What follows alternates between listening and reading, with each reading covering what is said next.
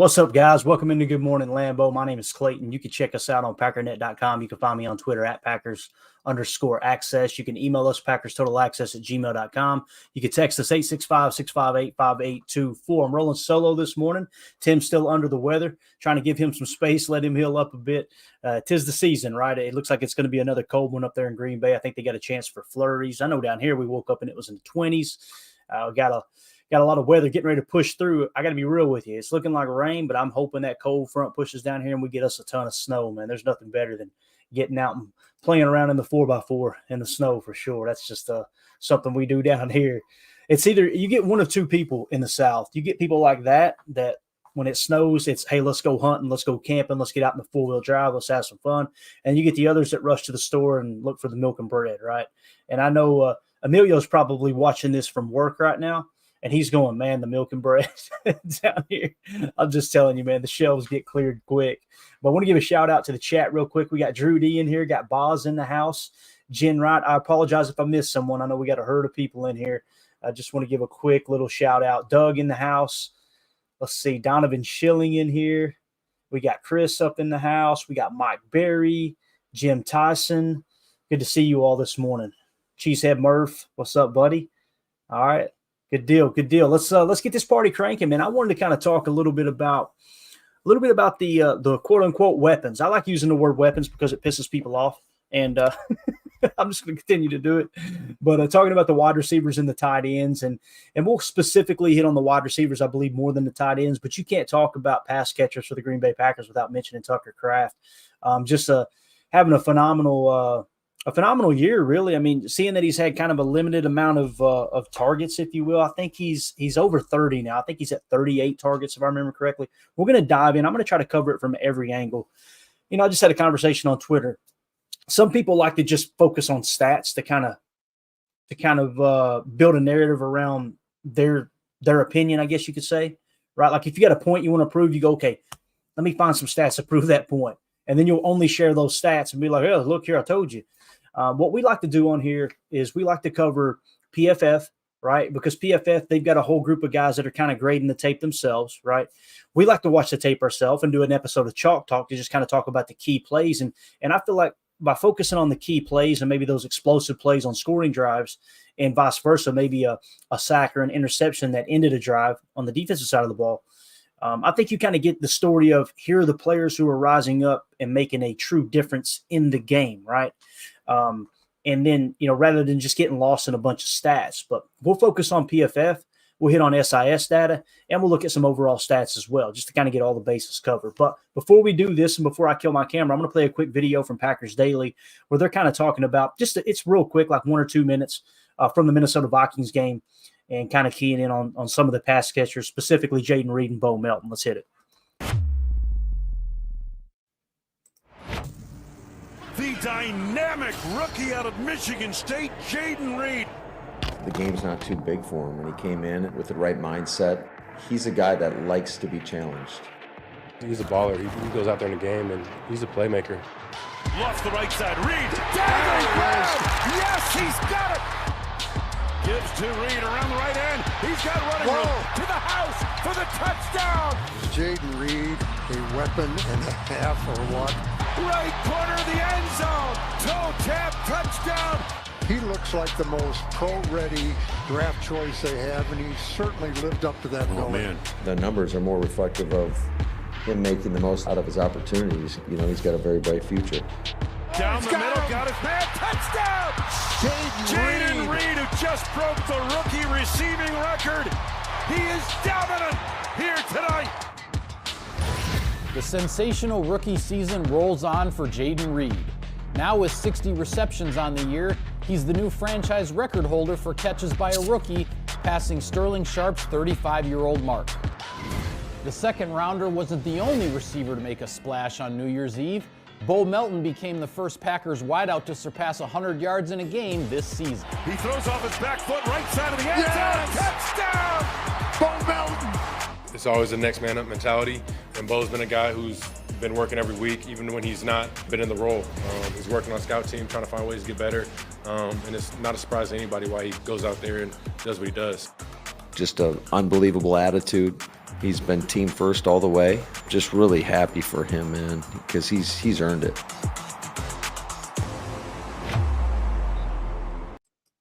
Man, I tell you, that's exactly what the Packers needed this week, in my opinion.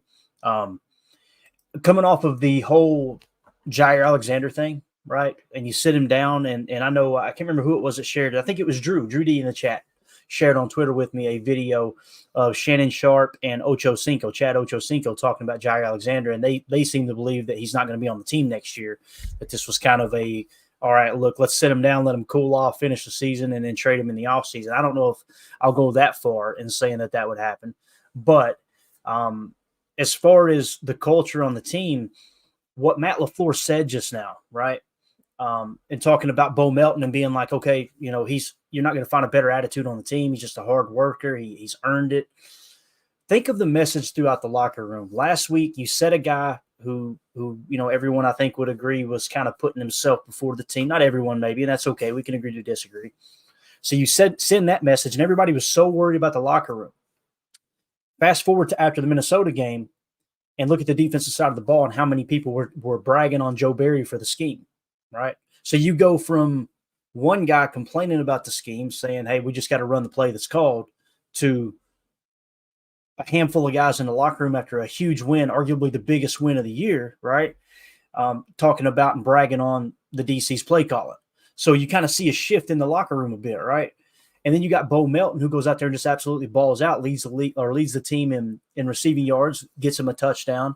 And what does Matt LaFleur say at the press conference? Again, what do we always say? When the coaches are at the press conferences, they're speaking to the media, but they're really speaking to their team. The great coaches understand it's an opportunity to speak directly to your team. And the message that Matt LaFleur sent was, hey, this dude's worked his tail off. He's worked for the opportunity, and that's why we gave it to him, essentially. You're seeing that culture kind of shift, right? And what that message sends to the other guys is, look, it doesn't matter how good you are, where you were drafted, how much you're getting paid. If you don't put the team first, we don't need you. It's that simple. And if you do put the team first, it doesn't matter where you're drafted, doesn't matter how much we're paying you, we're going to reward you. And you kind of seen that with Bo Melton. I'm not suggesting that this was some master plan by Matt LaFleur and Brian Gutekunst. Say, hey, let's go out there and highlight Bo Melton so we can prove a point. I'm just simply saying it's a byproduct of making that decision early on to suspend Jair and then turn right around and be able to maximize the result of Bo Melton, a bottom of the roster guy who's been elevated from the practice squad 3 times now, and they signed him to the active roster to say, look, if you are a team player and you work your rear end off, you're going to get opportunities. Not only are you going to get opportunities, you're going to be highlighted.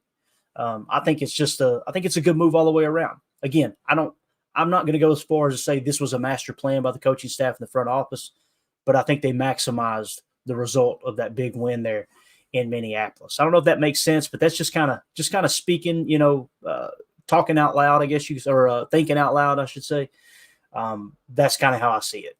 But as far as Tucker Kraft, man, I want to kind of dive into him and then Jayden Reed a little bit more as well. I'm going to try to keep my eyes on the chat, guys.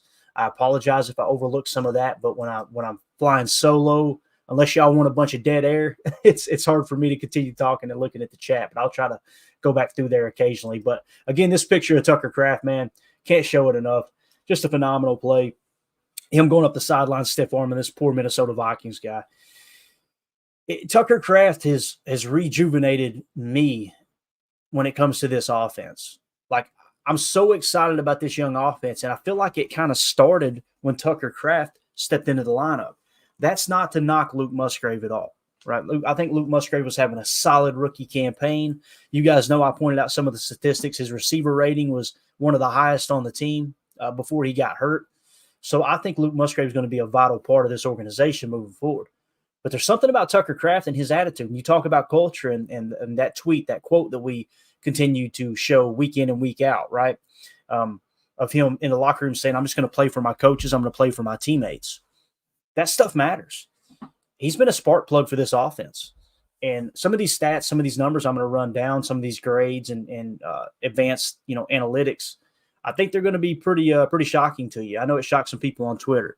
Excuse the silence for just a second. This heater is killing me. Just one more. All right, I was over here cooking like a hen, let me tell you. All right, so Tucker Kraft, receiver rating. Let's start there. This is really, really cool. Man, it is hotter than a $2 pistol in here now. I've messed up. I'm going to be sweating the rest of the show. 26 degrees outside, and I'm sweating. Those are obesity problems, my friends. So receiver rating, 4 tight ends across the league, right? These are the top 12. Just grab a screen grab. This is according to SIS, okay? To the best of my knowledge, it's been completely updated. Anytime I share SIS data, I don't know exactly when they're updated. So sometimes the number might be a few days late or a few days, I may be a few days early before the update. That's totally cool because to me, the analytics, the data here on this website are so advanced that you're always going to get the up-to-date information as much as possible. But receiver rating for tight ends, number 1 is Mark Andrews. Number 2, George Kittle. Number 3, Isaiah Likely. Keep in mind a minimum target amount of 30, okay? So I sorted by minimum targets 30 to kind of filter out some of the 8 targets, the 6 targets, the 10 targets, right? So this is a pretty good sample size. Isaiah Likely, 3rd at 123.3. Tucker Kraft comes in at number 4 at 116.1. So according to receiver rating, which essentially is the equivalent of passer rating for quarterbacks, it's just for tight ends and wide receivers. He is the 4th most efficient tight end in the entire National Football League, above Cade Otton, the Golden Boy Sam Laporta, Cole Kmet with the Bears, Hunter Henry with the Patriots, Travis Kelce, or as we should say there, Travis Swift in Kansas City, Jonnu Smith with the Falcons, who's kind of had his career rejuvenated down there after he left New England. Noah Gray with the Chiefs, their 2nd tight end. He's gotten 34 targets now. And then TJ Hawkinson of the Vikings, so I think we would all agree he's had a pretty good year before he blew his knee out. So Tucker Kraft, it's no longer a small sample size, guys. I mean, you're talking about 32 targets, and you're the 4th highest receiver rating amongst tight ends in the league. You're probably going, well, what goes into that? I'll tell you one factor that's huge is the drops. Drop percentage with a minimum of 30 targets. There's only 3 tight ends in the entire National Football League that's yet to have a drop. Those names are Mike Gesicki of the Patriots, Adam Troutman of the Broncos, and Tucker Kraft of the Packers. He hasn't had a single drop all year. Now, immediately people will say, oh, you're going to jinx him. I want to be completely upfront with everybody who listens to this show. I do not believe in jinxes. I don't. I'm not a superstitious person. As a matter of fact, I giggle at people who are. So, with that being said, he may have a drop this week. And I know there'll be people go, Clayton, this is your fault. You continue to believe that. But the reality is he's got to drop a pass sometime. And history suggests it'll probably happen this weekend. If he has 2 drops this weekend, it's not the end of the world. Because it just shows you how sure-handed he was. You know, when he come out of college, he played at a small school, right? We knew he was an athletic specimen. I think everyone would agree. We thought he's going to be more of an inline tight end, one of these guys that he can kind of play attached, bully people a little bit. We got to work on his technique, blocking and all that. I don't think anyone said, hey, this guy right here, he's going to lead the league in drop percentage, you know, and not have any drops throughout his first 32 targets, have a completion percentage of 68.8 when he's targeted, on target catch percentage of 90.5. Like everything about him screams he's a true tight end. And the damage he does with the ball in his hands, as we look back at this picture, that's what he does well. These little leaks, these little sits, these shallow crossers, he can catch the ball and literally just put his head down and get another 5 to 7 yards. That's so underrated throughout the league. And by the way, those retro Jordan cleats, yeah, those go hard right there, man. I just noticed that. I'm pretty sure those are retro Jordans. That's what they look like. Woo! There isn't a better cleat in the NFL than the retro Jordans. But again, Tucker Kraft, man, I think he's turning heads. I think it's going to be really, really fun to see him progress. Let's go to PFF. Some guys are going, all right, forget the stats for a second, Clayton. What's PFF say? This is where it tells the rest of the story, and it's why we like to cross-check. We like to kind of cross-examine, if you will, different aspects of the game, okay? According to PFF, he's the 33rd highest graded tight end in the league. Now we're getting to the point, you know, normally we go, well, it's a small sample size. Now we're getting to the point where, okay, this is a decent sample size. Luke Musgrave actually grades out 32nd. Tucker Kraft grades out 33rd. Now, when you look at it and go, okay, what's bringing him down? It's definitely his run blocking. Tucker Kraft's pass blocking has been decent at 67.3. Okay. His run blocking, 49.6. Luke Musgrave is the opposite. His pass blocking was 45.7. His run blocking is 58.6. So you're kind of seeing where their strengths and weaknesses lie, right? And you know what they need to work on as we head into their sophomore season here, going into off-season training and all that stuff. So just wanted to kind of point out receiver rating. I think he's 4th. He's leading the league with 0 drops, and PFF has him somewhere around 33, which is right around that starting caliber tight end, especially seeing that many teams run a lot of 12 personnel. We're mostly in 11 personnel, but you got to call it how you really see it, right? And PFF is suggesting, hey, look, he's right there on a borderline as a starting caliber tight end. What it tells you now is, okay, if PFF is grading him out there, then Clayton, why is he so high in the other metrics? I think he's a baller. I think he's a guy that when his number's called, he's not rattled. The game's not too big for him. He's not going to drop the pass consistently, right? He's going to turn upfield and look to get that extra yardage. He puts pressure on the defense from underneath. You want to know why Jayden Reed was so, wide open, running butt naked through the trailer park on that post pattern against the Tampa 2 defense in Minnesota? It's because they're having to focus on people like Tucker Kraft underneath, where it's an easy completion, get 5, 6, 7 yards after the catch, and move the sticks, right? He's another metric for him was he's got one of the highest first down percentages on the team as well. So meaning when he touches the ball, he gets a first down. That puts stress from underneath and opens things up over the top. Early on in the year, what was the problem? We couldn't hit on anything over the top, right? Jordan was late getting to his check downs early on, along with accuracy issues. Now he's getting to the check downs on time, damn near immaculately, and his accuracy is improved. And now you're seeing Tucker Kraft emerge as this underneath target while you've got Jayden Reed over the top. You've got also, Romeo Doubs being able to hit the bunkers on the sideline with those hole shots on the 9 fades when you're running a snag concept or a little Haas concept, whatever it may be. You've got those guys kind of stretching the field vertically, and that stuff's starting to open up because you've got people like Tucker Kraft underneath. Another one's Dontavian Wicks. There's nothing more dangerous with this offense than Dontavian Wicks running a little slurl, a little spot concept, sitting down, catching the ball, breaking 3 tackles, and gaining 20 or 30 yards after the catch. I can't wait to get him back on the field. The thing that we need to realize, I think, as a fan base, at least I'm coming to the realization, is there's a good chance, there's more than a good chance of Dontavian Wicks and Jayden Reed being your number 1 and number 2 receiver next year. That's how much they've separated themselves. I believe that. Romeo Doubs is very steady. Romeo Doubs has stayed healthy. That's absolutely huge. You can't make in the club in the tub. We talk about it all the time. The 2 most important abilities is availability and accountability.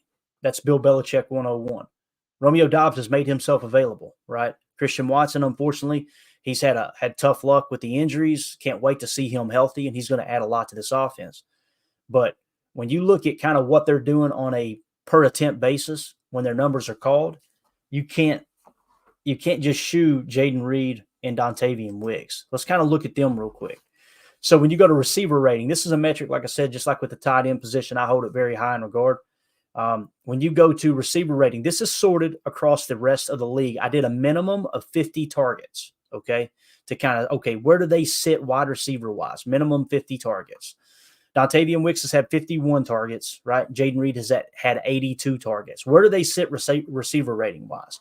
And if they fall in the top 32, then you go, these seem like number 1 caliber receivers. Jayden Reed falls 17th in the league at 106.4. Dontavian Wicks is sitting in 18th spot at 103.3. So you're talking about the number 17 and number 18 wide receiver according to receiver rating in SIS data. Guys, we've got in the making here. If they continue to progress, and there's no reason to believe they won't, you got 2 number 1 receivers. And guess what? They're on rookie contracts, meaning you don't even have to give them a contract. They're not even eligible to get an extension for 2 years. That's something that was baked into the CBA. Most likely they won't get a new contract until year 4. And we're going to talk about the salary cap hits if we have time at the end of the show. But just wanted to point that out. Receiver rating wise, Jayden Reed and Dontavian Wicks, man, turning heads. Now people are going, what does PFF say, Clayton? Let's check it out. So when you go to the PFF grades, this is a little bit larger screen grab, and I did it for a reason. I talked about in the offseason going in, and we were talking about, all right, what's the needs of the team? I said we don't have a true number 1 wide receiver on this team. And I was going off of PFF grades and other analytics and going, you know what? Romeo Doubs is a really good number 2 receiver. Christian Watson could potentially be a number 1 receiver, but it was such a small sample size battling the injuries that I didn't feel comfortable saying, yep, he's a number 1. So essentially what we went into the offseason saying is we still don't have a true number 1 receiver. We got 2 really good number 2 receivers. And what I mean by that is anyone who grades anywhere from, 33 to 64, in my opinion, is considered a number 2 receiver. That's just kind of the way I look at it, whether it's PFF, receiver rating, whatever analytic you want to look at. So when you look at it from that angle, you come into the season with 2 solid number 2s. It's like we still need a number 1 receiver. Now, is it at the top of the priority list? Absolutely not. Bill Walsh, 101, wide receiver is the last piece you put into place. Brian Gutekunst trained under Ted Thompson. Ted Thompson trained under Ron Wolf. Ron Wolf is the epitome of a general manager in a West Coast offense-based team, organization, right? So they look at it from that standpoint. Now, what is the media in an uproar, and some of the fans too, every offseason? Why have we never drafted a wide receiver in the first round? Because Bill Walsh, famous quote, wide receiver is the last piece you put in place. They went and drafted Jerry Rice after they had everything else in place. Michael Lombardi talks about it in his book, Gridiron Genius. So Bill Walsh said, okay, everything's in place. We got Charles Haley. We got our pass rusher. We got everything across the board. We got our safety and Ronnie Lott. All these pieces are in place. Let's go get a wide receiver. And they draft Jerry Rice. So it may not have happened exactly in that order, but essentially that was the message that Michael Lombardi was conveying, was Bill Walsh firmly believed that. It's obvious the Packers front office believes the same thing. So that's how you're getting these second-round swings on wide receivers, your fourth-round swings, your fifth-round swings. And lo and behold, you're hitting. When you look at PFF and how the wide receivers grade out, the first Packers wide receiver comes in the 29 spot at 76.6. Guess who it is? Dontavian Wicks. So PFF is suggesting he is a starting caliber wide receiver, a number 1 wide receiver. And this is grades compared across the rest of the league, right? That's why it's important to kind of take that into consideration. This isn't just okay, we think he's good on the Packers. This is, how does he stack up against the rest of the league?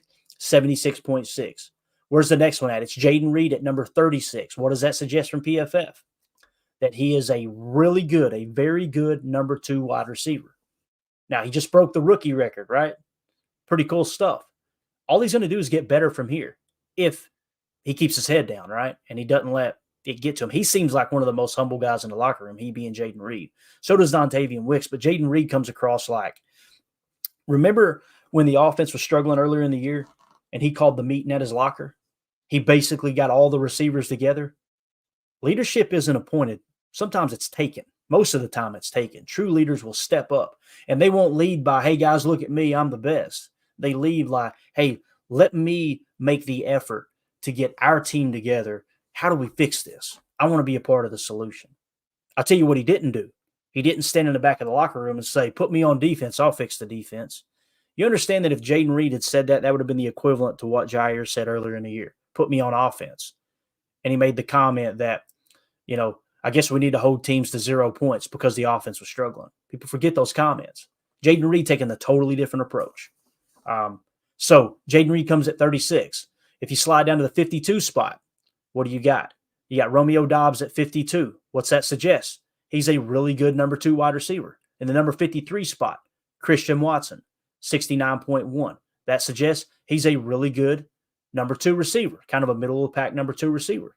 So essentially what you've got there, if you wanted to go with 10 personnel, you're going to be putting 2 receivers that are grading out as number 2 receivers, number 2 quality receivers, on number 3 and number 4 cornerbacks on a team's roster. Because when you go 10 personnel, 1 running back, no tight ends, I'm not suggesting we do that.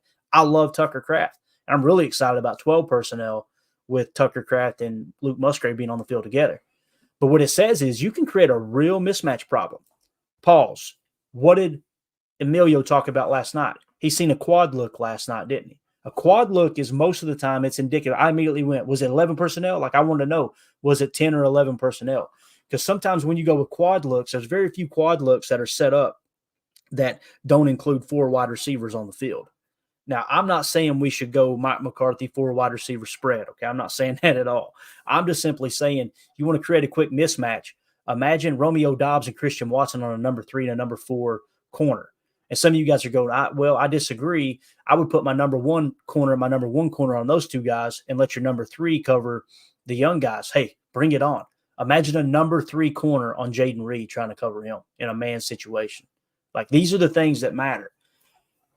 Essentially, what I'm trying to say is the receiver room, it's early.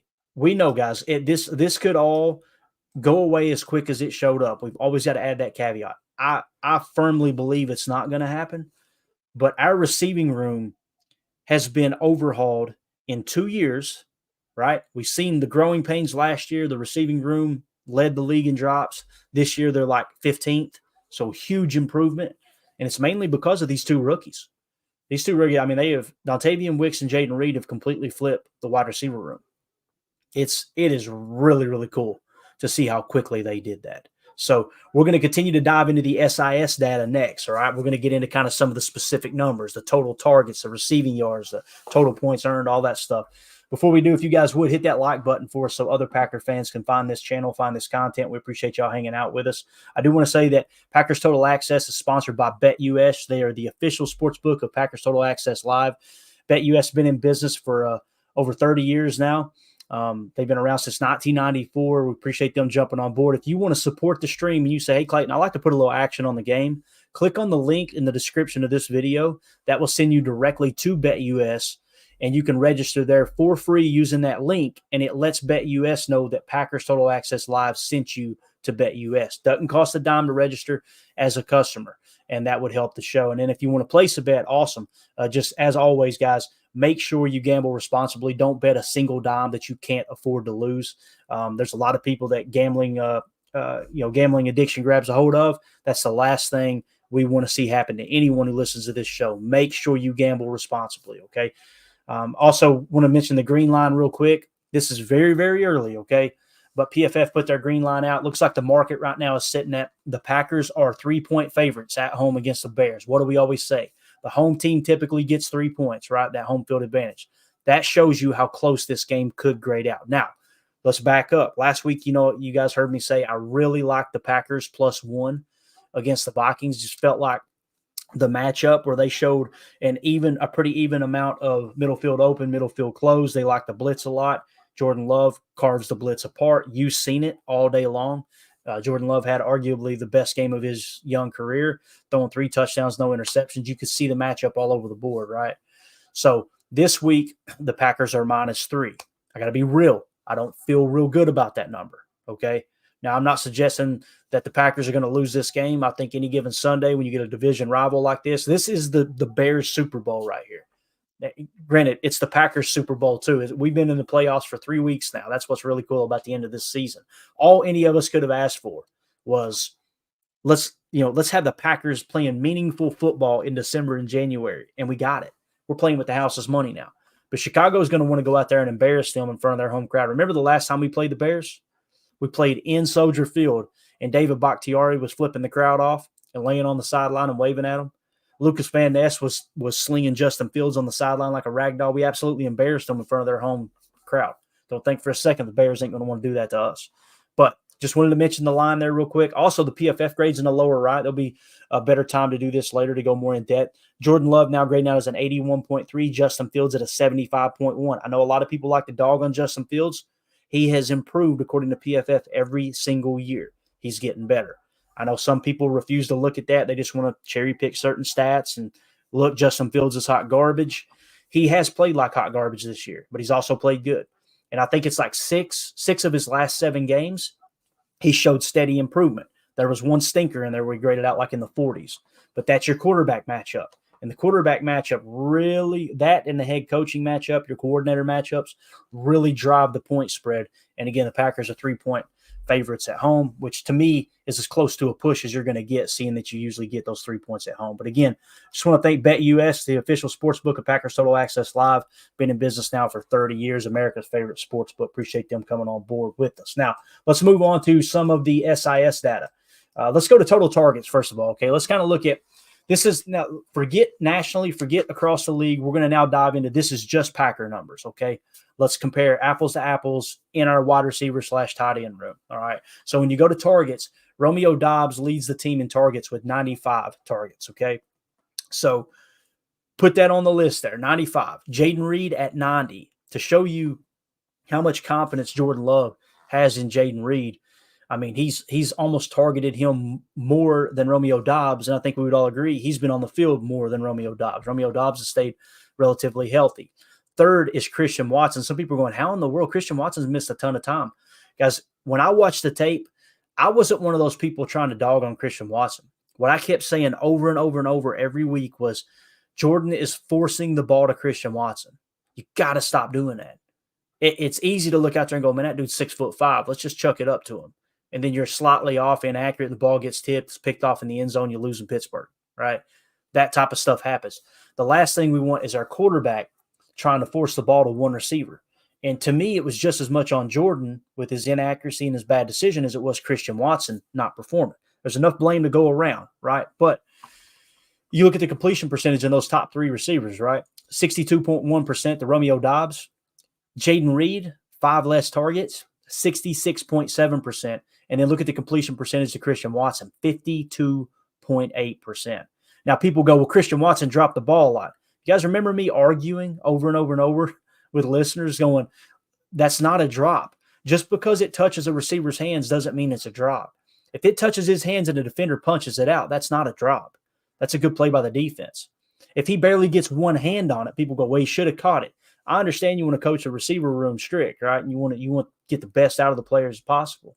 But from a fan standpoint, I'm not going to put unrealistic expectations on somebody just because he's 6'4" or 6'5" and runs like a gazelle. The ball has to be thrown better. Decisions had to be made better.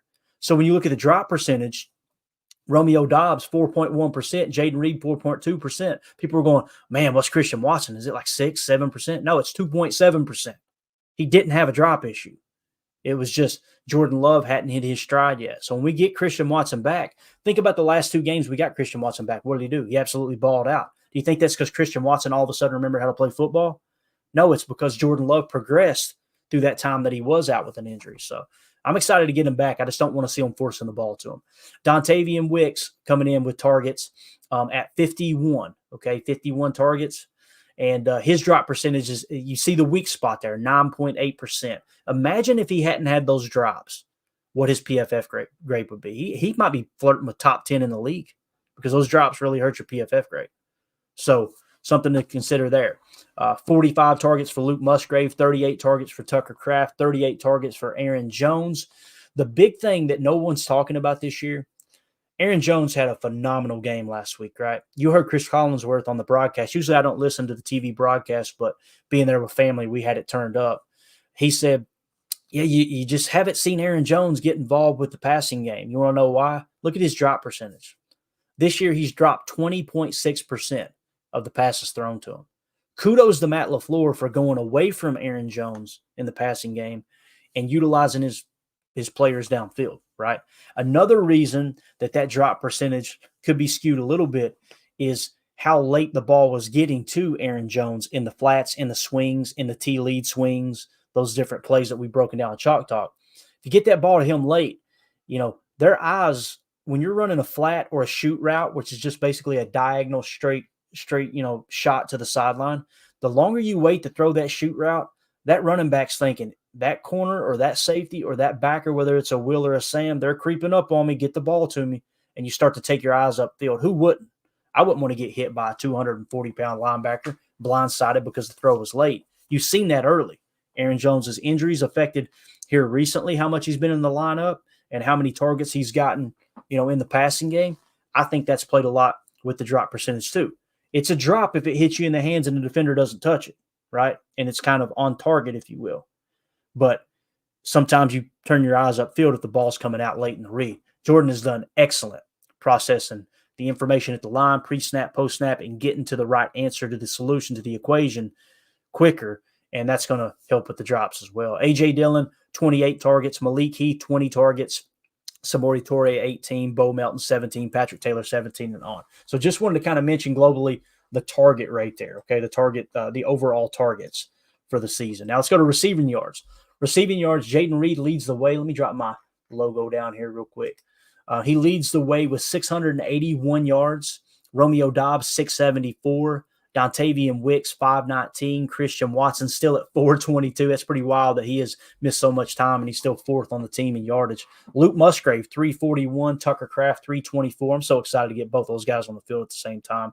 A.J. Dillon, 223 receiving yards. Aaron Jones, 203 receiving yards. Bo Melton, 156. Malik Heath, 116. And then it kind of dwindles off there. So there is your passing yards. So again, Jayden Reed leading the way, Dobbs second, Wicks third, Christian Watson fourth. When you go to the next metric, let's get into some of the SIS data, okay? Total points earned. You guys know I briefly mentioned before that they add points to every play, right? Whether it's a positive or a negative, you're going to take points away. You're going to add points to it. We won't get into all the details, but total points earned. If I were to pull up the glossary real quick for SIS and we go to total points earned, let's see if it's even on here. I don't know if it's on this list. Probably won't be.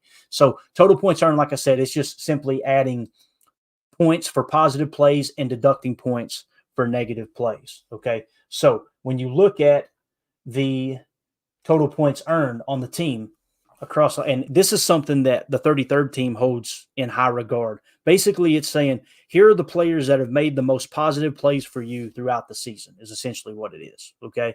Jayden Reed, 13.3 points earned on the season. So that's in the positive. Notice the 33rd team holds SIS data and points earned in high regards. Why is that? It's one of the closest ways, or metrics, I should say, to how NFL head coaches actually grade their team, grade their players.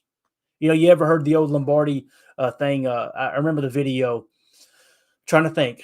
The year before the Ice Bowl, the Packers went down to Dallas in the Cotton Bowl, and they beat the Dallas Cowboys. The very final play of the game, Dandy Don Meredith, the quarterback for the Dallas Cowboys, he rolls right, and hearing him tell the story was hilarious. He said, I snapped the ball, I rolled right, had a guy in my face immediately, and I just hit the guy who was open. The guy who was open was a Packers defender, right?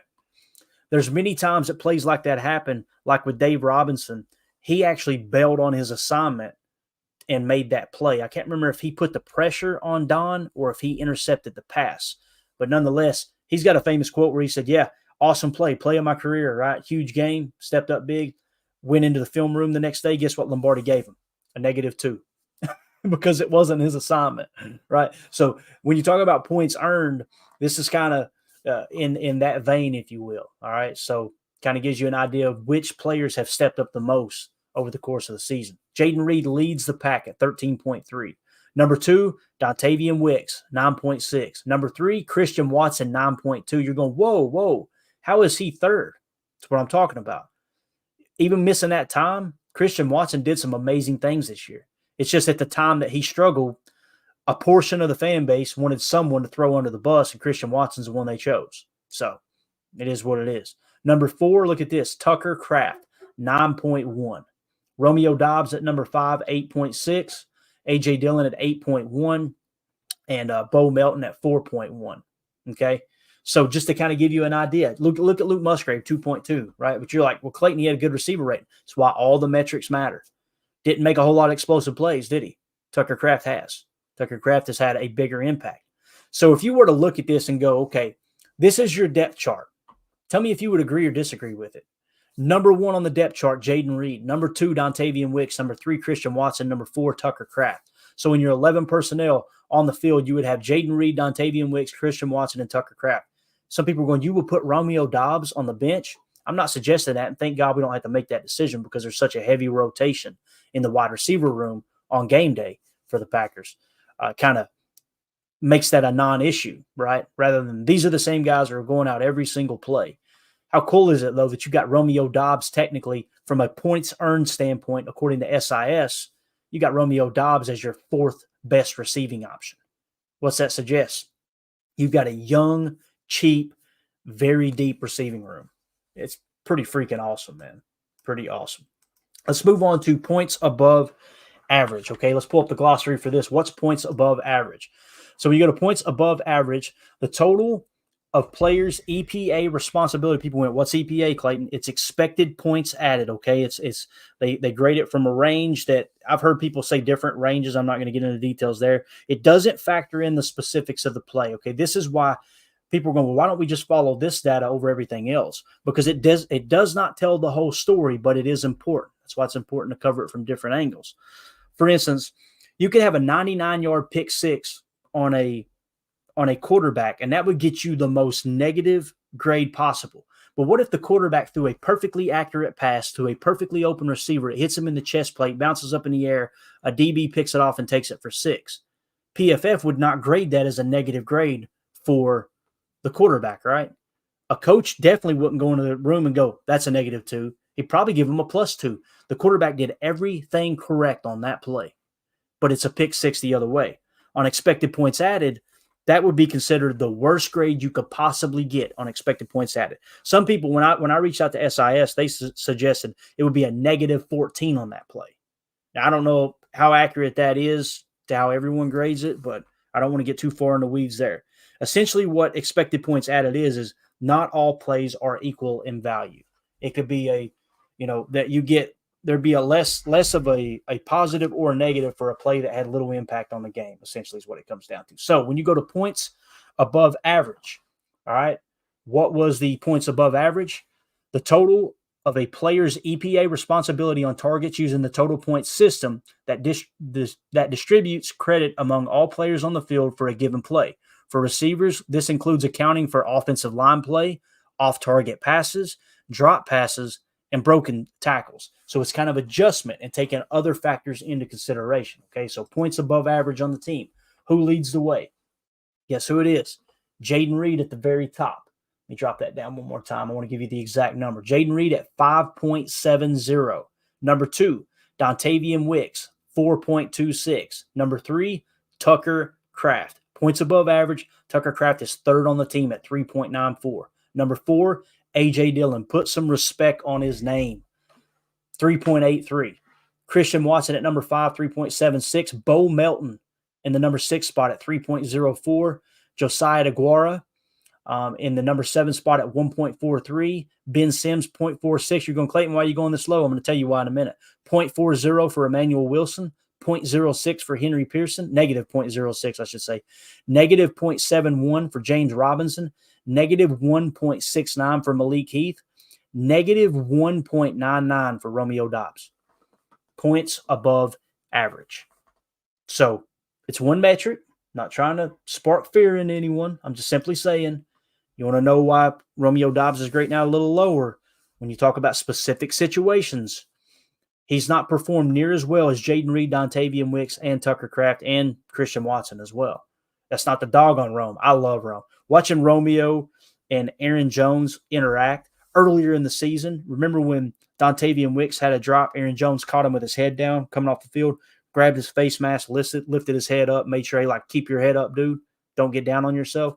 Then they went over to the sideline. Aaron Jones put his arm around him. Guess who walked over and put his arm around him too? Romeo Doubs. Don't take these numbers as, Romeo Doubs is a bum. This is one metric, but we try to cover all the bases. The whole point of this is when you come out of all this, the PFF grades, all the advanced metrics, all this stuff from SIS, don't focus on, well, crap, maybe Romeo Doubs isn't as good as we thought he was. Focus on the fact that Jayden Reed and Dontavian Wicks and Tucker Kraft are like, whoa, if they keep this up, they're special. This is a special core group. Let's go to receiver rating. Receiver rating, okay, on the Packers, Tucker Kraft still leads the way at 116.6. As good as Jayden Reed has been and nominated for Rookie of the Week over and over and over this year, Tucker Kraft's having a better year than him efficiency-wise. How cool is that? Now, you got to take into consideration the number of targets, right? Tucker Kraft's only been targeted 38 times.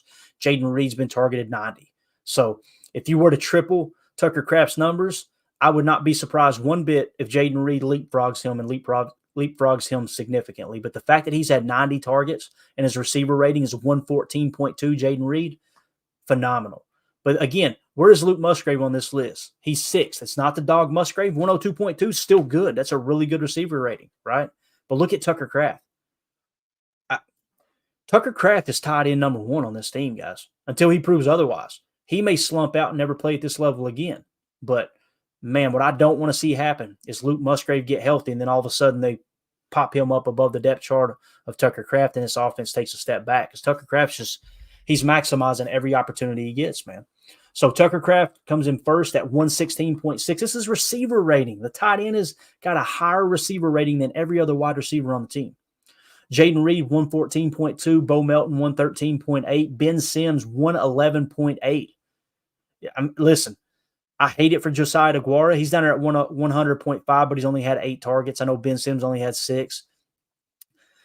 Josiah DeGuara is probably not getting re-signed unless it's going to be a minimum contract, and you got to try to keep Ben Sims on this roster, man. He's maximized his opportunity, albeit limited amount. He's blocked pretty decent, I felt like, too. His PFF grade, if I remember correctly, wasn't that bad.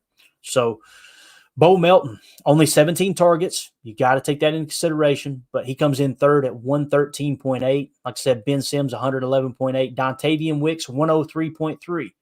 Why did he drop to 5th? Remember the drop percentage? 9.8 drop percentage. Ben Sims still doesn't have a drop either, by the way. Pretty cool stuff. So just to kind of put that stuff into perspective there, Luke Musgrave, 102.2. That's how the wide receiver room falls. Now, look at Aaron Jones at the bottom. 38 targets, right? What's his receiver rating? 87.9. Why is that? The drop percentage, 20.6. Trying to cover all the bases here. Go all the way down the 14 spot, Christian Watson, right? 71.4 receiver rating. People would see that and go, Christian Watson's a bum. Okay, what's his drop percentage? 2.7%. Huh. Well, what in the world makes his numbers drop that much? I'm going to give you a tip. Go back to the top of the list. Tucker Kraft, on-target catch percentage. The passes that were thrown on target, his catch percentage, 92.8 or 92.6%. Jayden Reed, 87.3%. Bo Melton, 91.7%. Christian Watson, 80.6%. That's the outlier in my opinion. Now, yards per target, getting 8 yards per target, that's what, third best on the team, right? If I'm looking at that correctly, 4th best maybe, right around there, yeah. So he hasn't been able to stretch the field as much this year, but look at his first down percentage. Again, he only got 53 targets because of the injuries, but his first down percentage, 71.4%. The one that really blows your mind is look at Bo Melton's on the first down percentage. When you need a first down, don't get me wrong, Dontavian Wicks is great at it too with an 81.8. But Bo Melton with only 17 targets, now he's on the active roster. 90.9% of the time that dude's getting a first down. That is wild. Dontavian Wicks' number is just amazing with 51 targets and 81.8%.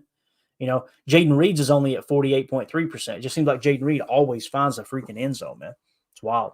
So wanted to hit that. Now let's talk about boom percentage real quick as we come down the stretch here. What is boom and what is bust? Okay.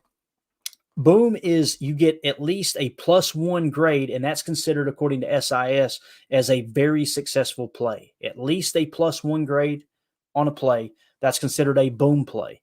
And then you take that over the total number of plays, and you say, okay, that's the percentage of boom and bust plays. Bust is at least a -1, which means a very unsuccessful play. Okay. So when you take all that in consideration and we go to the boom percentage, who leads the team? Bo Melton. Isn't it wild they just signed him to the active roster so no one else could have him? And the boom percentage is so high. It's almost as if the coaches use this same data. I'm not saying they do, but the former coaches, executives, players of 33rd team uses it as their like backbone of the information on their website, right? So maybe there's something to that, just saying. Bo Melton leads the way at 41.2%. He's tied with Dontavian Wicks, 41.2%. They have the highest boom percentage.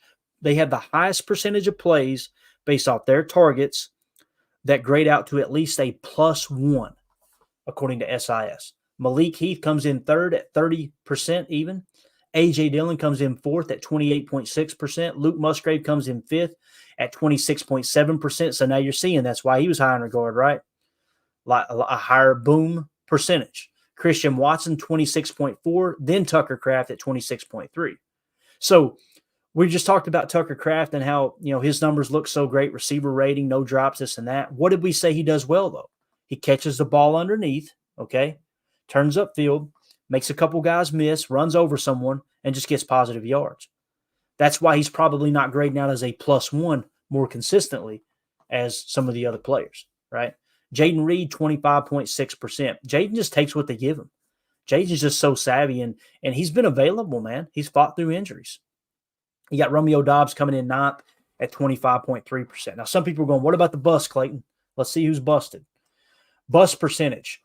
James Robinson, 1 target, 100% bust rate. So we can kind of throw that one out. What's the other one? Christian Watson, 53 targets, 24.5 bust percentage. Again, when I look at that, this is a result-driven analytic, okay? A stat that's based off of result. Remember what I said about the pick six, the ball getting tipped up? That would be a negative EPA for that quarterback on that specific play. Remember early in the year when Christian Watson was healthy, what was happening? The balls were being thrown behind him. They were off target. They were late getting to him. All those things, that comes into factor. So the high bust or the low bust percent, or high bust percentage, I should say, for Christian Watson, to me, that's why it is the way it is. Does it tell the whole story? No. Probably somewhere in the middle, right? If you had him on the field with Christian Watson, if he was healthy on the field with Christian Watson during this hot streak since week 12, where Jordan Love is grading out since week 12 as the highest graded quarterback in the entire National Football League, I would say Christian Watson, I would not be surprised if that was cut in half and dropped down to around 12%. That's just my guess, based off of the film study that we've seen early in the year. What I'm saying is, don't give up on Christian Watson. This is a different quarterback that's going to be throwing him the ball now than was throwing him the first 7 weeks of the season, because Jordan was really struggling. So next is Samori Toure, 22.2%. They just put him on IR. I don't know if that was so much about the injury as it was, okay, there's no spot for him on the roster now.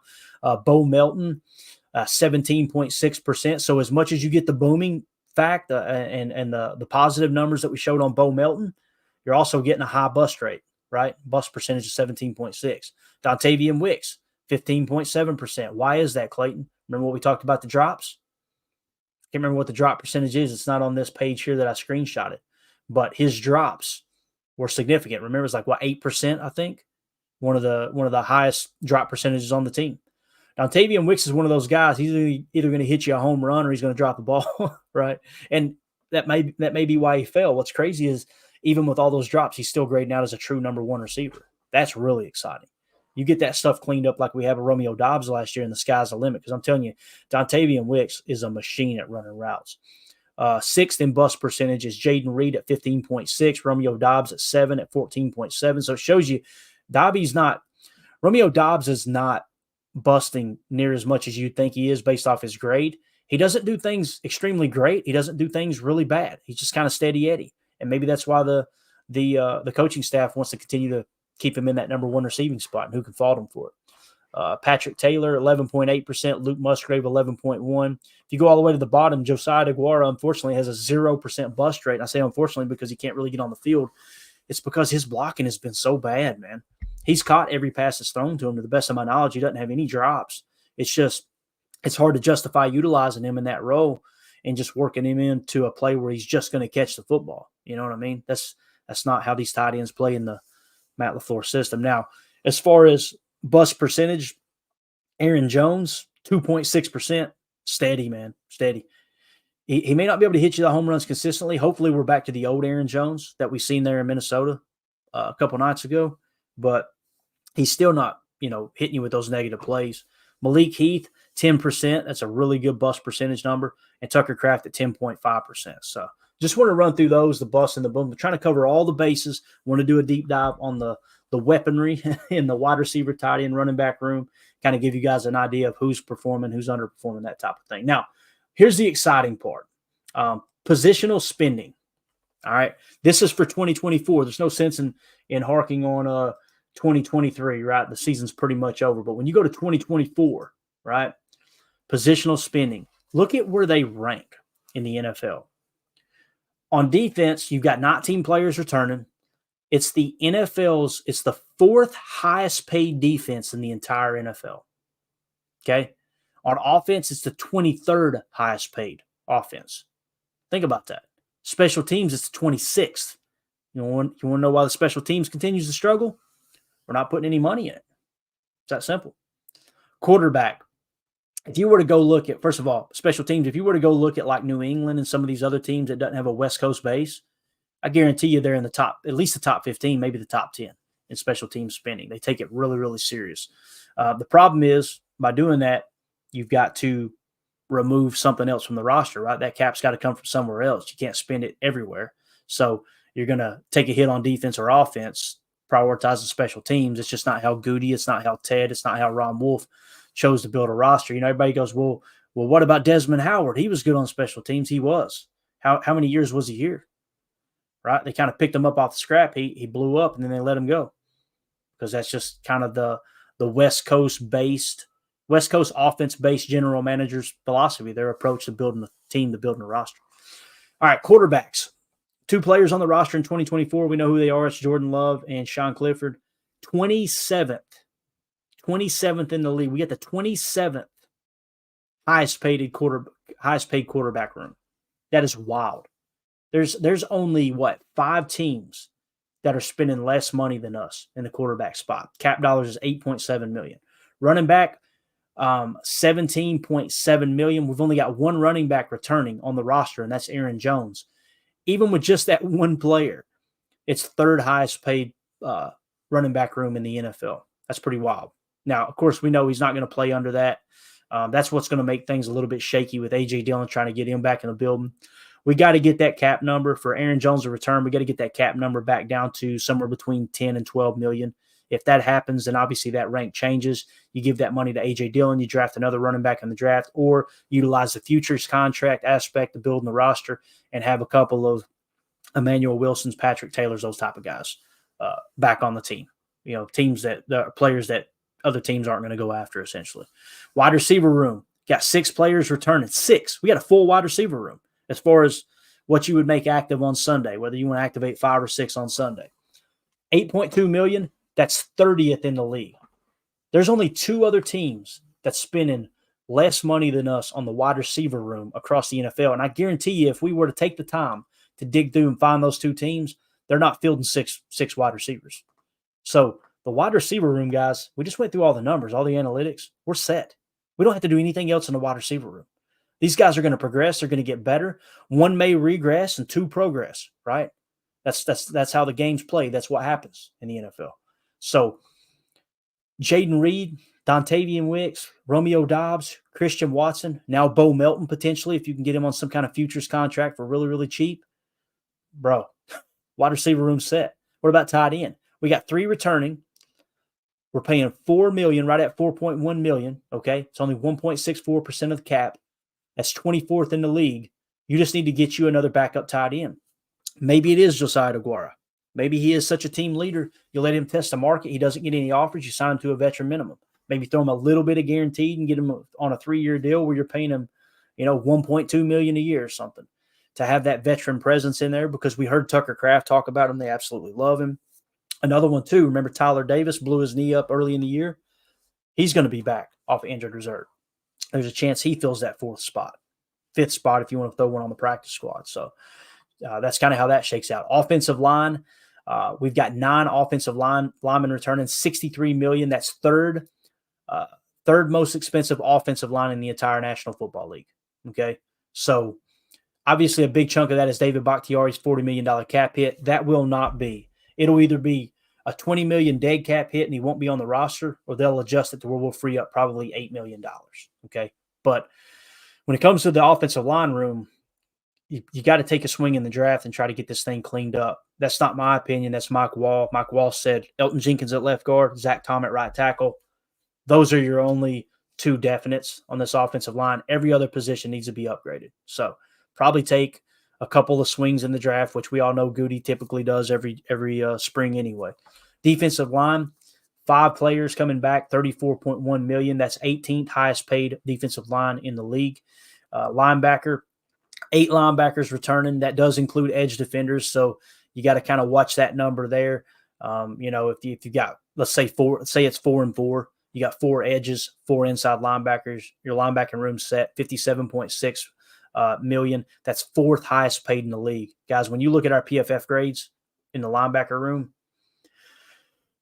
we are not getting our money's worth at the inside linebacker spot. Not this year anyway. Not this year. And hindsight's 2020. Devondre's been battling injuries. Quay, I want to be a believer, guys. I've got his autographed jersey hanging over here on the wall in the studio. Love the dude. Love everything he represents. Another 100-tackle season. But that's not everything that entails to play an inside linebacker, especially in a 34 defense.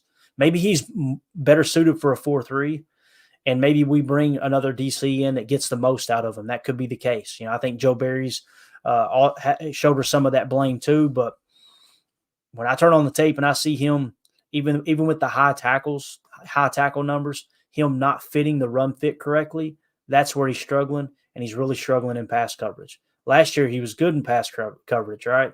But he had a low run fit. It's like we're going into year 3. If he still can't make the run fit work, we got to keep swinging until we find an inside linebacker. That's a position of tier 2 importance to me. D tackle, specifically a 3-tech D tackle, inside linebacker, free safety. We've got bad free safety play, bad inside linebacker play, and the interior defensive line, specifically the 3-tech, has been good at rushing the passer and absolutely horrendous at stopping the run. So all 3 of those positions could be upgraded, in my opinion, unless we're holding out faith that Quay Walker is going to cut the corner, right, and play that run fit better. And Devondre Campbell, a healthy Devondre Campbell, could be a huge improvement. Secondary, got 7 guys returning on the roster. Of course, that includes safeties and corners. I think there's only 1 safety returning, so the rest are corners. So 6 corners, 1 safety, if I remember correctly. $38 million. That's 13th highest in the league. And then special teams, like I said, $2.1 million, only 2 quote-unquote special teamers returning, and 26 highest paid. That actually might just be the punter and the kicker. And if that's the case, throw these special teams numbers out, because I'm happy with our punter and kicker. I think Daniel Whelan has done one hell of a job this year. All right, specifically back to the wide receiver and tight end cap hits. This is the exciting part. That was the whole point of showing that. I didn't plan on going through every position like we did, but here we are. Christian Watson leads the way. This is 2024. $2.5 million cap hit, only 1% of the cap, 25 years old. Jayden Reed, $1.6 million. That's not even a percent of the cap, and he's 24 years old. Romeo Dobbs, $1.1 million, 0.46% of the cap. Samori Toure, $1 million, 0.40. Dontavian Wicks, $990,000. Malik Heath, $918,000. Some people are going, Clayton, where's Bo Melton? He's not under contract right now. I think in a perfect world, what they were wanting to do is try to keep him on the practice squad by the end of the year and try to work him into a futures deal where you could have him on a 2-year deal next year coming in at a minimum cost. But it didn't work out. Now he's going to get a chance to test free agency most likely. So we may only have Bo Melton for 1 more game. I hope that's not the case. I'd like to see him return, because I think he's just a really cool story, and it's obvious that Coach LaFleur absolutely loves the dude. So tight end room. Let's look at the tight end room. Spending a total of $4 million. Again, the receiver room, $8.2 million. It's only 3% of your cap. Tight end room, $4 million. And Luke Musgrave leading the way at $1.9 million, not even 1% of the cap. Tucker Kraft, $1.2 million. That's 0.5% of the cap. And then Ben Sims, $915,000. The purpose of showing all this, guys, this receiver room is going to be the 5th cheapest receiving room, 3rd cheapest maybe. Can't remember the exact number. Let's see, positional spending. Let's go back real quick. Wide receiver, 30th. So there's only 2 other teams that's got a cheaper wide receiver room. And then, of course, you got 8 teams that have a cheaper tight end room. They've played this perfectly when it comes to the positional spending, especially, at the wide receiver and tight end spot. Got to get the running back number down. We know that's up in the air big time when it comes to Aaron Jones's number, his cap number. But we'll see how it plays out. So we went through all the numbers, broke down all of the statistics for the weapon room, right? The wide receivers, the tight ends, the running backs in the passing game, kind of broke all that down. And then we looked at the numbers, the cap hit numbers. The future is very bright for Jordan Love from a target standpoint. Now the question is, I think we all agree Jordan Love's the guy, right? I haven't seen anybody say, I don't know, I'm still kind of, wondering if he is. I think everyone pretty much believes he's the guy. So with that being said, how much do we pay him? That's going to be the big talking point now, right? We hit on it a little bit last night. We talked about, according to Spotrac, Jordan Love's contract should be somewhere around $42 million per year. It's a lot of money. Now, he's under contract next year. We don't really have to technically worry about it until after next year. And even then, we can hit him with the franchise tag. I think we would all agree that's not negotiating good faith, and that's a good way to tick someone off. You don't believe me? Go ask Devontae Adams. That's how you lose really good players. Go to him now. Get the structure in place. You can't legally, according to CBA, the latest CBA agreement, you can't get the contract in place until 1 calendar year after the previous contract extension. So you can't legally get it done until May, according to the CBA. But get it in place. Get it in place, and when May hits or June 1, hit him with that new contract. Let's get that started now, because the longer you wait, if he continues to ball out, that process is only going to go up. And the sooner you go to him for that contract, right? The sooner you go to Jordan Love for that contract, you say, hey, we believe in you. You're the guy of the future. The chances of him taking a team-friendly deal go through the roof. How much, I don't know. Could you get him for $25 million per? I have a hard time believing that. Could you get him for $30 million per? Probably. Now that we're right back to square one with where we were with Aaron Rodgers. It's important to have a franchise quarterback, but got a lot of cap room allocated to it, right? You do a longer-term deal like we talked about with Pat Mahomes. I'm not suggesting they do a 10-year deal, but they did a 10-year deal where they've got all the flexibility in the world to move that cap around, convert roster bonus and base salary to signing bonus, kick it down the road, move it up, move it back, all that good stuff. Gives you a lot more flexibility to the longer-term deal. But if you just go 3-year deal, man, it's gonna really handcuff you when it comes to cap room. But I think we'd all agree the most important thing to have on the team is a quarterback, right? It's outside of the head coach. Some would suggest quarterback's more important than head coach. Maybe I'm just too old school, militaristic type approach that I feel like the leader of the roster, the leader of the team should be the head coach. Therefore, the most thought, the most money, everything should go into that guy. I know they don't get paid like quarterbacks, don't get me wrong, but or at least at that level. But that's kind of how I see it. Everybody's throwing out some numbers in here in the chat. We'll get ready to wrap this thing up. Jen Wright says $35 million. I would be happy with that, Jen. I would for sure. Omer says $50 million. He getting or close to bet on. He's earning it. That's for sure, Omer. He said 45 to 50 is his bet. Jeff Silkey said Aaron's last contract was insane, the opposite of team friendly. What's crazy there is with Aaron Rodgers' contract, that was a I'm sorry, Aaron contract. It is what it is, whether you agree with it or not. That was them apologizing to him for drafting Jordan Love. That's the best way to apologize to anybody is give them money, right? When they signed him to that deal, I'm like, guys, calm down. It's not that big of a deal. He's going to retire a Packer. He retires a Packer when he retires a ton of that money. Like if he had retired a Packer last year, we'd only have a $16 million dead cap hit. That's it. And then we're done. That was the best case scenario. In my opinion, and it's not the dog on him. You guys have heard me praise Goody. He's done an excellent job building this roster.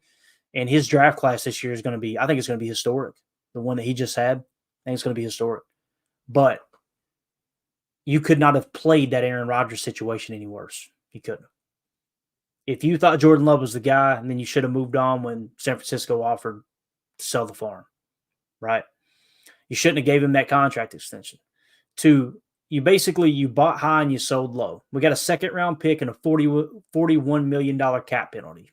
That's what happened. Now, did we win the trade against the Jets? I think we would all agree, yeah, we won that trade. But there's no one on the face of the earth that's going to convince me that Goody did the right thing, giving Aaron Rodgers a 3-year, $150 million contract extension, not being able to capitalize on the optional aspects of that roster or that contract, which we've talked about ad nauseum on this podcast, and then turn around and trade him and absorb a $41 million cap hit for a second-round pick. That's just not good business. You bought high, you sold low. So to say it's not team-friendly, though, Jeff, here's the thing. He wanted to continue to set the quarterback market for other quarterbacks across the league, knowing I'm going to retire as a Packer and it won't hurt the Packers long-term. It's going to be a $16 million cap penalty if I retire. Goody the second he went in that darkness retreat, what did Goody do? He started calling around and shopping him.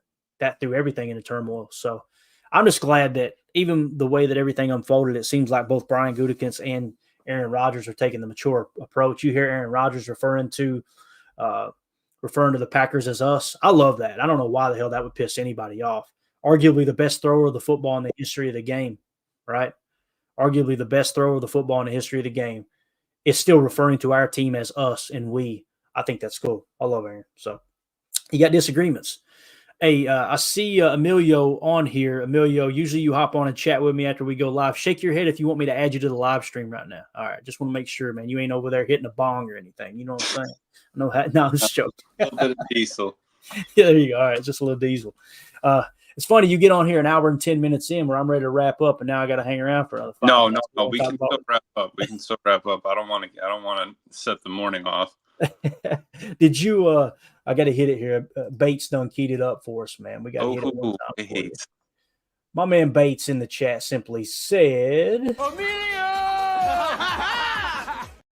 before we go, since you hopped on here, Emilio, what do you think about all that information? That's a ton of information, dude. My throat's hurting, bro. Did you watch the whole thing? I caught like the last 15 minutes. Gotcha. Just getting it queued up and everything, but it just love to see that. We knew that we were spending on the defensive side, but actually breaking it down like that is wild to actually see those numbers kind of in a chart like that. And we knew that we had the youngest, and cheapest wide receiver room, but to see them, spread out and where we're heading with it, it kind of led right into what we were talking about last night with Love's contract is, once we take that big chunk out, where are we going to be, standing, and how are we going to allocate this? Because if they're all as good as we want them to be, they're all going to get paid. It's just, are they going to all be on our team and get paid? Yeah, not going to happen, is it? You're probably going to have to pick 2 of them. Will be my guess. What's cool though is the 2 players that are grading out both through SIS metrics and PFF. The 2 players who are grading out as your number 1 and number 2 receiver. It's awesome. Those guys are rookies. Mm-hmm. So your number 3 and your number 4 are the ones who will come up for a contract soonest. And if they're lower on the depth chart with lower numbers, guess what? It'll be easier to sign them, right? You're gonna go through that whole market value that we did with Jordan Love last night across Spotrac, and that number's probably going to be $3-4 million a year for those receivers, which is just dirt cheap. Right. So if I'm LaFleur and I'm Goody meeting up with Mark Murphy and sitting down and going, okay, what's the future of this team? I'm making it really, really clear from a cap standpoint. Now, LaFleur may disagree, but if I'm the general manager and I'm Mark Murphy or whoever's going to take over for Mark Murphy, I'm going, listen, Dontavian Wicks and Jayden Reed need to get the majority of the looks because they're the ones providing the most explosive plays. They're the ones playing most consistent. They're the ones playing through injuries. And if they're better quicker than Christian Watson, Romeo Dobbs, then we don't have to shell out a huge contract for 1 year later, Right. And cool. To think about it like that, Love's spreading it out across all of them, right? So it's not like one of them is going to get a majority of the targets, majority of the yards, majority of the touchdowns. So then, no one's stats are actually like, exponentially high or anything like that. So it's more of like a steady across, gives you a better average. That way, you're not trying to feed the one mouth that's really hungry kind of thing. You're spreading the wealth, and it's not as expensive if you were to bite that one big bullet. Yeah, for sure. Omer in the chat said, watch Goot take a quarterback in the first round again. It'd not surprise me if he does. Listen, I'm telling you right now, if there's a quarterback on the board when they pick, or even within range to trade up, that had a higher grade than Jordan Love coming out of college, there's 2 drafts every year. This is Greg Cosell 101, and we'll wrap up. Every April, there are 2 drafts. There's an NFL draft where they draft every position, and then there's an NFL draft where they draft quarterbacks. Quarterbacks are always held in higher regard than every other position on the field. So if you've got a quarterback that's grading out in your current top tier of talent on your draft board, they're going to take him because it's a premier position. It's the maximum premier position of tier 1 importance, tier 1 of importance. They're going to take that quarterback. So, does that mean that that's the quarterback of the future? I don't know. I just know Aaron Rodgers, 4-time MVP, first ballot Hall of Famer, best thrower of the football in the history of the game, was the starting quarterback when they drafted Brian Brom in the 2nd round. So be ready. Brett Favre was your starting quarterback, first ballot Hall of Famer, when they took Aaron Rodgers in the 1st round. So yeah, it's not saying that they would replace Jordan Love, but it would create competition. It would create a absolute stir in the fan base, and then down the line, if it's not going to work out, we'll just trade him off and get something out of it. But like you said, almost down to it, they would trade or pick him up. Yeah. Drew D in the chat says if Penix drops to us in the second round, that might be hard to pass on. I can see that. I could see that too. Let's try to hold those wolves at bay. Right. Whenever all the crazy, irrational fans start screaming because we drafted a quarterback. It's all part of the bigger plan, obviously. And if they hadn't drafted Jordan Love, we wouldn't have this late season push and a chance to make the playoffs, right? I mean, that dude's balling out. So you just got to kind of, it's not Madden. You can't turn injuries off. You never know what's going to happen. Right. No, they'll take that first round wide receiver. Right. Right. And listen, Sean Clifford, boys, what was his completion percentage the other night? I don't 100%. Was it? Yeah. Oh, that's right. He threw that bomb, right? Yeah. Which kind of made for a little bit of awkwardness at the end of the game, a little shoving, a little fighting. But hey, man, going to Minnesota not only kicked the rear end, but cuff them in the back of the head on the way out. Mm-hmm. Pull that Stockton slap like our boy. God, what's his name from Stockton? The USC dude. God, it's escaping me. The two brothers from Stockton, California. Oh, I can't believe I could see his face. Come on. Somebody in the chat, help me here. Who does the Stockton slap in the UFC? The Stockton. Been around forever. I'm waiting on it. I ain't in this broadcast till somebody says it. Let me Google Stockton slap. I can't believe I can't think of his name. This is crazy. One of my favorite UFC fighters. Stockton. That is the way to handle the dome or Minneapolis, Diaz brothers. There it is. Fern got it. Drew D said Don Mikowski. Oh, no, he's talking about something else. Yeah, it's Nate Diaz. Nate Diaz. You got it, Fern. Appreciate you. Somebody else watches UFC in here. I love it. All right. I'm out of here. You got anything you want to add? Emilio, you good, bro? No, man. I appreciate you jumping on, though, man. You crushed it. My fault I got on late. No, it's all good, dude. It's all good. I don't care to go solo. Again, I'll plan on it. If you guys hop on, then we'll just roll topics into tonight. Are you free tonight, you think? Yeah, should be good. All right. Cool. We'll have you on with us tonight, man. Appreciate you hopping in. What are we doing? Was it Chalk Talk today, or is that? That's the plan. I got to run into town here in a second. I'm going to get back, throw Chalk Talk together, and we'll do Chalk Talk tonight. That's the plan. I'm going to make it happen. There's not a whole lot of plays. There's only like 9 plays, but maybe we can really geek out on them. So I like it. Get the best one of the year, and there's not much to talk about. I was going to say we haven't had a short one in a while that we can really break into, dive into it deep. I like it.